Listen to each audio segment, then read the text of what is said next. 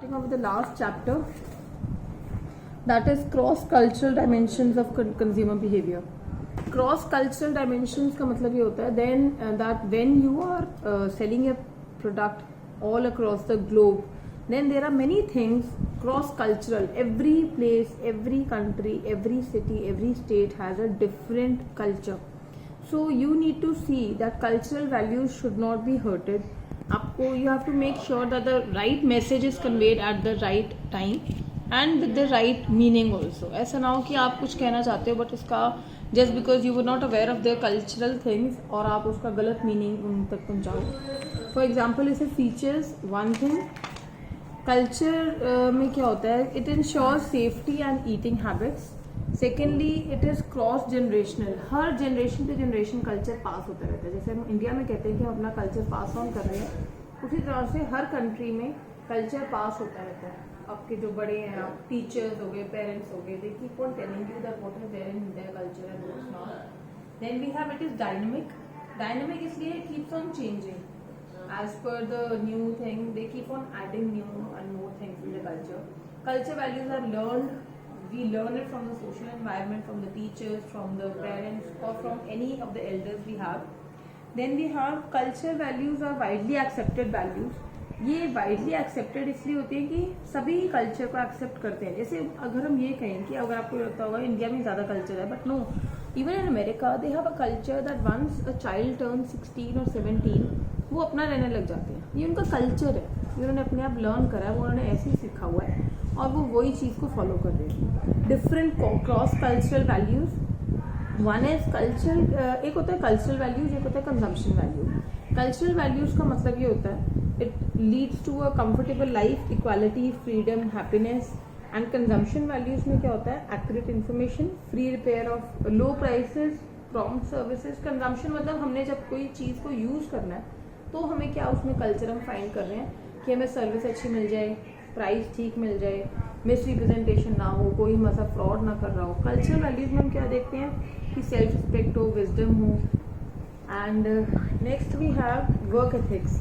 Work ethics में ये, जैसे मैं आपको पहले भी बताया था कि यूरोपियन कंट्रीज़ में वर्क और लेजर को अलग रखा जाता है, ठीक है. और जापानीज़ कंट्री में इतनी, जो चाइनीज़ है ना, चाइनीज़ बहुत जल्दी लोगों में ट्रस्ट नहीं करते. As far as the business terms are concern, बहुत easily they don't trust people. Japanese people बहुत क्लोज रिलेटिंग में आके आपसे वो करते हैं कोई भी business deals. Individualism.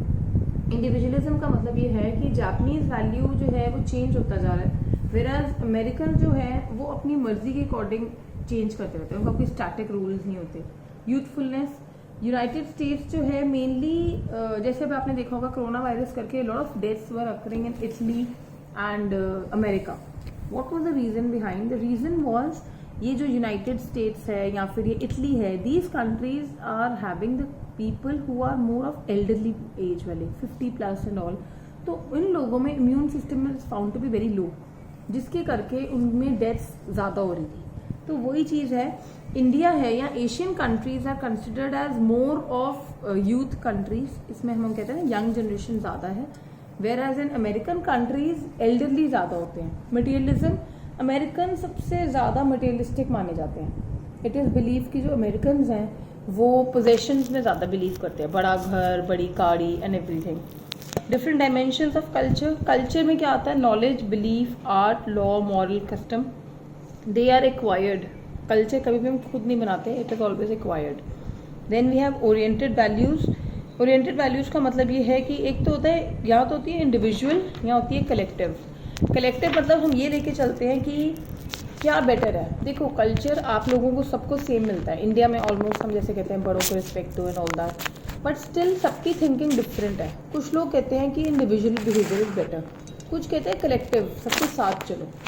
Then adult और चाइल्ड. अडल्ट और चाइल्ड में हम कहते हैं कि family life organize to meet. किसके लिए हम फैमिली लाइफ, किसके लिए हमें ज़्यादा अच्छे से जीनी चाहिए? अडल्ट के लिए या बच्चों के लिए? मैस्कुलिन और फेमिनिन. इसमें ये है कि special powers, specially in India, males को ही जाती हैं. जो भी डिसीजन मेकिंग पावर्स हैं या कुछ भी पावर्स हैं वो मेल्स को ही दी जाती हैं. कंपटीशन और cooperation.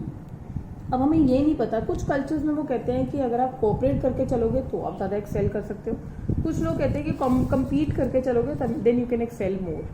Youth and age they say कि ज़्यादा प्रेस्टीज और ज़्यादा विजडम या ज़्यादा समझदारी, कई लोग कहते हैं कि यंगर जनरेशन को ज़्यादा पता है, let the younger generation lead. कई लोग कहते हैं कि नहीं, जो हमारे घर के बड़े बुजुर्ग हैं उनको ज़्यादा पता है, उनको ही डिसीजन लेने दो। एनवायरमेंटल ओरिएंटेड वैल्यूज़, क्लीनिनेस, कई लोग ये कहते हैं कि क्लीनिनेस सिर्फ हेल्थ के लिए है या क्लीनिनेस वैसे भी रखनी चाहिए। परफॉर्मेंस और स्टेटस दे से कि परफॉर्मेंस या स्टेटस किससे डिफाइन होता है, कुछ कहते हैं फैमिली से, कुछ कहते हैं क्लास से, कुछ कहते हैं एजुकेशन से। देन वी हैव ट्रेडिशन में वो कहते हैं कि पुरानी वैल्यूज़ अच्छी हैं या नए जो अब आ रही हैं वैल्यूज़ वो ज़्यादा अच्छी हैं। Then we have risk taking में इट इज़ सेड कि कौन ज़्यादा रिस्क पे है, वो बंदा जो रिस्क लेता है या वो बंदा जो बिल्कुल सेफ गेम प्ले कर रहा है। Then we have problem solving, what will be, हमारा एटीट्यूड ये होना चाहिए कि आगे क्या होगा, हम हमेशा प्रॉब्लम सॉल्विंग के लिए ही रेडी होने चाहिए। नेचर, एडमायर्ड नेचर ज़्यादा अच्छी मानी जाती है ओवरकम करने वाली। एडमायर मतलब कुछ लोग ऐसे हैं कि अगर कोई प्रॉब्लम आती है उसको एक्सेप्ट करते हैं, कुछ लोग उससे भागते हैं, तो ये कहते हैं कि बेटर क्या है। कुछ लोग कहते हैं यार दूर ही रहो प्रॉब्लम से। Some people say it's okay यार, we should always be ready to face the worst consequences also. Self oriented values, कुछ लोग कहते हैं कि physically active approach is better and some say that less active orientation is better. कहीं कहते हैं कि वर्क हार्ड देन, जितना काम करने की ज़रूरत है उतना ही करो। Then we have postponed gratification का मतलब ये, कुछ लोग कहते हैं ना, उरी मूवी देखी थी तारा रामपम, उसमें वो कहते थे कि अभी की सेव करने की जरूरत नहीं है, मतलब अभी खर्चा करो, फ्यूचर के लिए सेव करने की कोई जरूरत नहीं है। Some people say live for today, some people say save for future. तो सबकी अलग अलग वैल्यू वो हैं, डिफरेंट पर्सपेक्टिव्स होते हैं। Lastly we have sensual gratification, इसमें यह है कि कई लोगों के लिए कई चीज़ें इंजॉय करना इज़ बेटर। वो लोग कहते हैं यार पार्टी करूँ, मैं अपना घूमूं फिरूँ, उनके लिए वो चीज़ ज़्यादा बेटर होती है। Then we have language. अच्छा, सबसे बड़ी प्रॉब्लम ये आती है क्रॉस कल्चरल में लैंग्वेज। कई लोगों के लिए अगर आप जैसे जिन कंट्रीज़ में इंग्लिश लैंग्वेज उनकी बेसिक लैंग्वेज नहीं है, जैसे इंडिया है, इंडिया में हमारी बेसिक लैंग्वेज इज़ हिंदी। कई कंट्रीज़ में even if their basic language is not English, but still अगर कोई भी ऐड इंग्लिश में आएगी ना, वो उसको ज़्यादा अच्छा समझते हैं, वो उसको ज़्यादा पॉजिटिव समझते हैं। यही अगर कोई ऐड हिंदी या पंजाबी में आएगी ना, वो उसको बहुत ही ज़्यादा वो लो ग्रेडेड सा प्रोडक्ट समझा जाता है।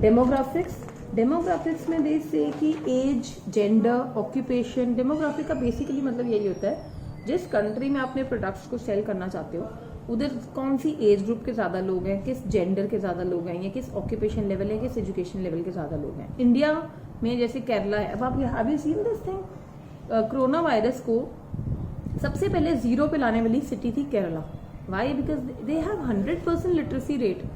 एजुकेटेड लोगों को एक चीज़ समझाना is easier than to the uneducated people. हम लोग क्यों इतनी प्रॉब्लम फेस कर रहे हैं, जो हमारे यहाँ पे अनएजुकेटेड पीपल है वो ज़्यादा क्योस क्रिएट कर रहे हैं। अब जैसे कल देयर वाज अ केस, वो बापू धाम कॉलोनी वाला, यू मस्ट हैव रेड, उसमें there was a person who was corona positive, he lives in Bapu Dham colony, and उसने क्या करा, अपने घर में एक पार्टी ऑर्गेनाइज कर दी उसके against. He new he is corona positive and उसने स्टिल एक पार्टी रख ली एंड 50-60 लोगों की उसने गैदरिंग कर ली। उसके अगेंस्ट क्रिमिनल ऑफेंस का केस किया है, इसलिए कि एक तो उसने सोशल डिस्टेंसिंग को वो किया है, वॉयलेट किया है, प्लस उसको पता था तो वो स्प्रेड करवा रहा है। अब ये क्या है कि हम कहते हैं ना पढ़े लिखे अनपढ़ लोग, I don't know whether he was an educated person और not, but this category of people are very difficult to deal with while you are handling your marketing part, because you don't know what are they expecting, you don't know what will be the things that can influence them. They might be educated, they might be a youngster, वो है youngster, लड़का सा ही है, 30s में है, mid 30s है, 25-28 का कुछ है। तो ऐसे बंदों को आप इन्फ्लुएंस करना when you have to sell your product is going to be very difficult and a challenging job in any country across. Then we have traditions. Traditions में ये है कि you have to make sure कि जो भी उनकी demand आती है ना किसी भी पर्सन की, वो उनके ट्रेडिशंस के अकॉर्डिंग आती है, उनके बिलीव्स के अकॉर्डिंग आती है। For example you can say जैसे जैसे यहाँ पे हमारा ट्रेडिशन है, जैसे वो आता है ना एक हम उसमें बर्तन बहुत खरीदते हैं, धनतेरस, ट्रेडिशन है धनतेरस पे बर्तन लेना, तो ऑब्वियसली उस टाइम पे हमारी सेल बढ़ेगी। तो उस टाइम पे you don't need to do more of marketing stuff, आप सिर्फ अपने प्रोडक्ट्स की प्रमोशन करते रहो ताकि लोग ज़्यादा बाय करते रहे। Then we have cultural variation and non verbal communication. इसका मतलब ये होता है कि कुछ चीज़ें नॉन वर्बल होती है। नॉन वर्बल में one is time variations. Time non verbal का मतलब होता है जो हम बोल के नहीं कर रहे बट एक मीनिंग उनको अपने आप समझ में आ रहा है। आप हंसते हंसते अपना मैसेज पास कर दिया आपने, या फिर आपकी बॉडी लैंग्वेज, या फिर the way you speak. Sometimes you are talking positive about a product but आपके फेशियल एक्सप्रेशंस या आपके बॉडी जेस्चर ऐसे होंगे कि anybody can make out that you don't like this product. Supposingly you are talking about some person, मैं कह रही हूँ do you like this girl, you like हाँ ठीक ही है, but your facial expressions and your statements are contradictory, you no. So those are non-verbal communications. These have to be dealt with very carefully in any marketing thing. Time variation, एक होता है monochromic, एक होता है polychronic. Monochronic का मतलब क्या है, हम एक टाइम पे एक ही चीज़ पे कॉन्सेंट्रेट करते हैं एंड उसमें डेडलाइन होती है एंड एक जॉब ही हमने करना है। पॉलीक्रोनिक में क्या है कि हम एट अ टाइम बहुत सारे काम कर रहे हैं, lot of things are going on, deadlines कुछ नहीं होती। हमने जैसे सपोजिंग आप बैंक में काम करते हो, आपने अपना अकाउंट भी खुलवाने हैं, आपने इंश्योरेंस भी सेल करनी है, आपने अपना वहाँ पे बैकएंड भी हैंडल करना है, प्लस आपको जैसे मेन पे बिठा देते हैं विंडो पे जब आपने कैश हैंडल करना है वो भी करना है। तो वो होता है पॉलीक्रोनिक। यहाँ पे आपके पास कोई डेडलाइन नहीं है कि आपने इतने कस्टमर्स हैंडल करने ही करने हैं, या इतनों का डिपॉजिट या इतनों का सेविंग्स या इतनों की एफडी करनी है। But yes, you are doing multiple jobs at one time. So इसमें क्या है कि जैसे हम कोई भी अपना प्रोडक्ट अपना बेचना चाहते हो तो उसमें क्या है, पर्सनल सेलिंग होता है, नेगोशिएशन का स्टाइल होता है। हर बंदे का नेगोशिएशन स्टाइल डिफरेंट है, हर बंदे का personal selling style would be different. There might be so many individuals in your class जो बहुत अच्छे से अपना प्रोडक्ट सेल कर सकते होंगे, जो हमें लगता है कि नहीं यार ये तो कर ही नहीं पाएंगे, लेकिन उनकी communication skills might be so good that they can sell the products very easily. And again contest and sales, कई बार हम क्या करते हैं, आपको अगर ये हुआ मोनोक्रोनिक कि हमने सिर्फ अपना प्रोडक्ट सेल करना है। अगर मैं आपको ये कह दूं कि आपको मैंने एक डेडलाइन दे दी है कि जी ये वाली हमने ऑफर निकाली है, इसके साथ ये वाली चीज़ फ्री है till this date, that is monochronic. इसमें डेडलाइन आती है, इस डेट के बाद आपको ये ऑफर या ये वाला डिस्काउंट प्राइस नहीं मिलेगा। Then we have space perspective. Space perspective is very very important. See हमें लगता है कुछ नहीं है, यूनाइटेड स्टेट में normal business conversation 3 to 5 feet के डिस्टेंस पे करते हैं। जापान में और जो हाईली पर्सनल बिजनेस होता है वो 18 इंचेस to 3 फीट। वो यूरोप में थोड़ा और दूर खड़े होकर बात करते हैं और लैटिन अमेरिका में उससे भी ज़्यादा। अब ये क्यों आपको लगेगा बहुत नॉनसेंस चीज़ें हैं, बट प्रैक्टिकली स्पीकिंग अगर आपने उनके साथ इन कंट्रीज़ में कोई भी बिजनेस डील करनी है, you need to make sure कि आप इतना डिस्टेंस मेंटेन करके रखो जो उनका एक्सेप्टेबल है, वरना वो इसी रीजन से ही कई बार आपके बिजनेस डील्स को कैंसिल कर देते हैं। As far as the symbols are concerned, every organization uses different kinds of symbols. Symbols simply states like we've discussed it earlier also. जैसे in some countries denoting a V like this, it is considered as very negative sign. Secondly, in Africa, if you are showing an ad wherein 2 elephants are there, it is considered inauspicious. Owl is considered as a sign of death in India. So you have to be very careful while choosing what signs, what symbols you're using, right? Then we have etiquettes. Etiquette simply means that when you are interacting with your consumer or when you want to convey your ad or your message to the consumer, you have to be very careful while choosing your words and your tone, your pitch, your eye contact. You know, there are so many things which speaks, even they can't, for example, your body language, the way you're sitting. Like we always say that you should not sit with your shoe pointed towards somebody. If you're sitting like that, it gives a very rude reaction, you know. It doesn't look good. So you have to be very careful while drafting a ad or while making sure that your message is being conveyed to the consumers through any ad or promotional campaign. Then we have friendship. Friendship is something, see, in India, all the relations are considered to be very close and very nicely tied up relations. So, but in other countries, especially in America or Canada, the relationships are not considered so important in their lives. As I told you that we have found so much of data that Americans are found to be more materialistic. So, isme they tend to stay away. Chinese are more into this thing that unless they won't develop a bond with you, they will not form a relationship for business terms also. Americans are more easy to grab. Next we have things. Things may they simply say that Japanese people always say that there is a tradition that you have to take a small token of gift whenever you go and meet somebody, and gift has to be given in a secretive manner. You don't have to really propagate it that you are gifting something to somebody, whereas in India it is considered that if you're gifting something to somebody, you have to show it should be in front of everybody, you know. Agreement may Americans are more sharp in this. Reason being, they believe in having something on legal papers, you know. They believe that everything should be in writing. India mein itna, we don't follow so many legal things. That lot many things are there, lot many agreements are there which happen just verbally on the basis of trust, you can say. Then we have cross-cultural dimensions and consumer behavior ka relationship. It is simply that if you really want that your product should be of very good value, or it should be a successful one, then you will have to make sure that you need to keep in mind the different cultures and different values being followed by every consumer who are placed across the whole world. You can't just do this thing that, okay, fine, if you have designed an ad which is supposed to be posted over here in India, you can't show the same ad in America, you can't show the same ad in China, because they are following different norms, they are following different different cultures over there. They have some different perceptions about relations, different perception about lifestyle and everything. You can't just keep the same things and in both the countries. So if you really want that your product should be a successful one, you will have to put in some effort in order to make sure that your product is acceptable everywhere. Next, what we have is consumer customs and values. Consumer customs and values simply says that, suppose just say India may now they have started allowing the women to work, you know, outside. Otherwise, India may maybe the culture says that the women are supposed to take care of the household chores and men are the ones who are the bread earners of the family. So, इसमें क्या होता है कि America में जैसे more of single women are there. Japan में तो almost every female is working. So you just Toyota people, I'll give you a small example. Toyota had to introduce a car, right? उन्होंने अपनी car की जब ad बनाई, उस ad में they made sure that we should focus more on women and working women who are single, unmarried women.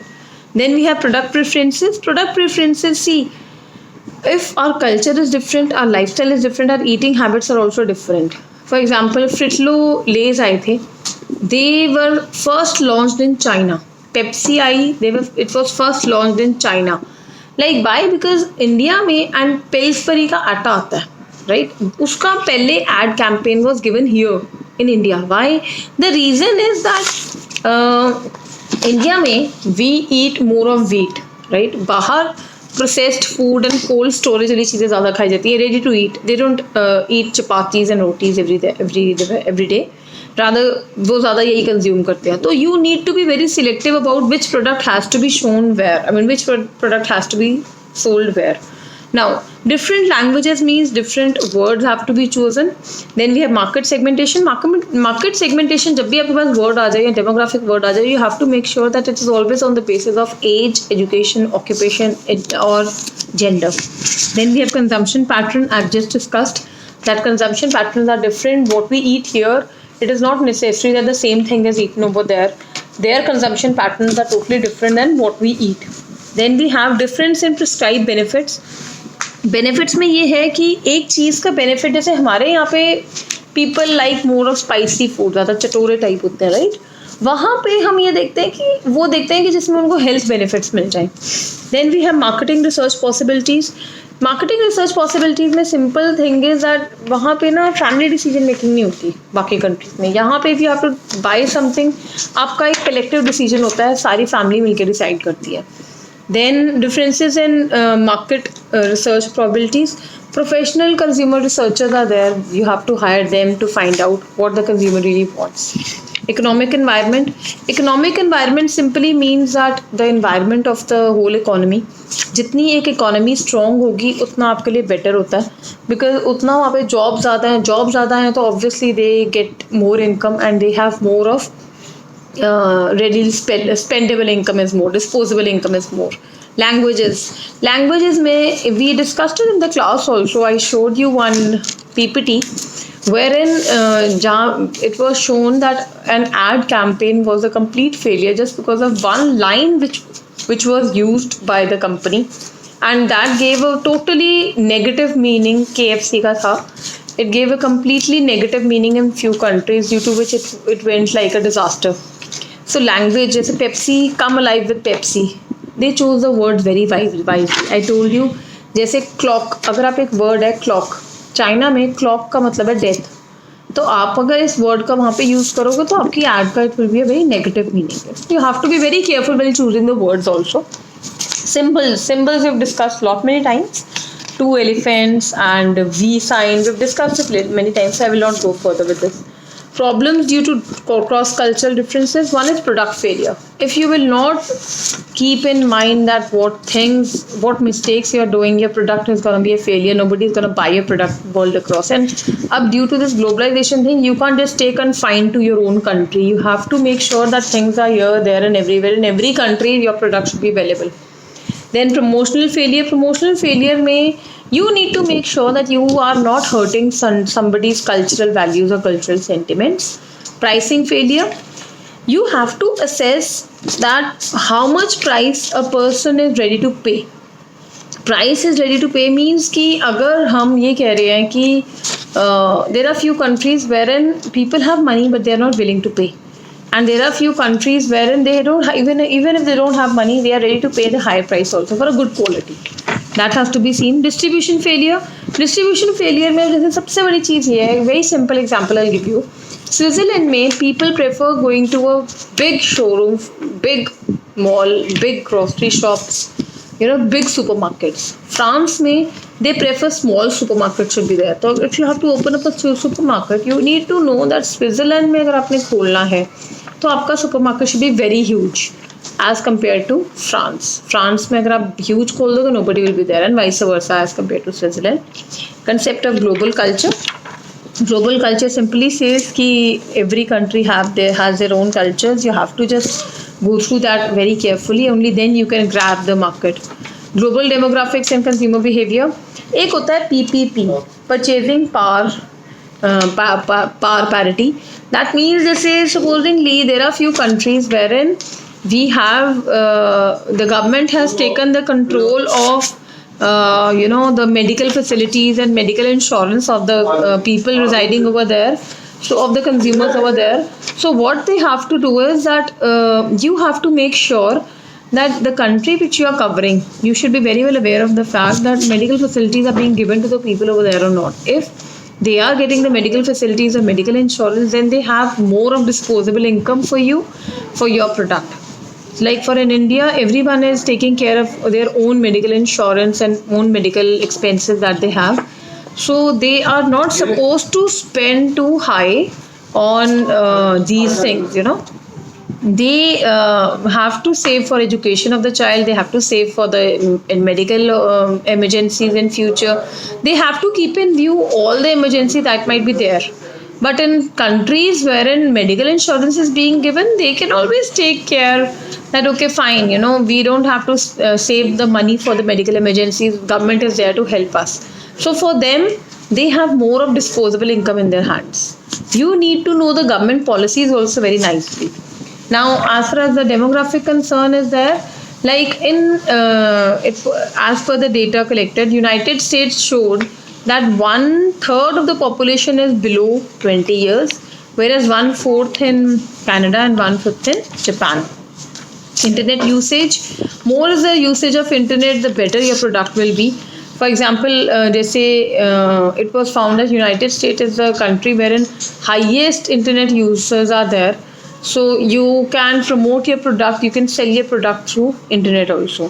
Mass media coverage, एक होता है mainstreaming. Mainstreaming का मतलब ये है when you keep on showing your product over and over again on television, you tend to change the perception of the consumer towards your product. So that is again a mass media coverage, that is mainstreaming. Then we have global demographic analysis. Global demographic analysis simply states that जैसे America में divorce rates are very high, plus working women outside the home are very high. So you need to make sure that you have to promote your products wisely.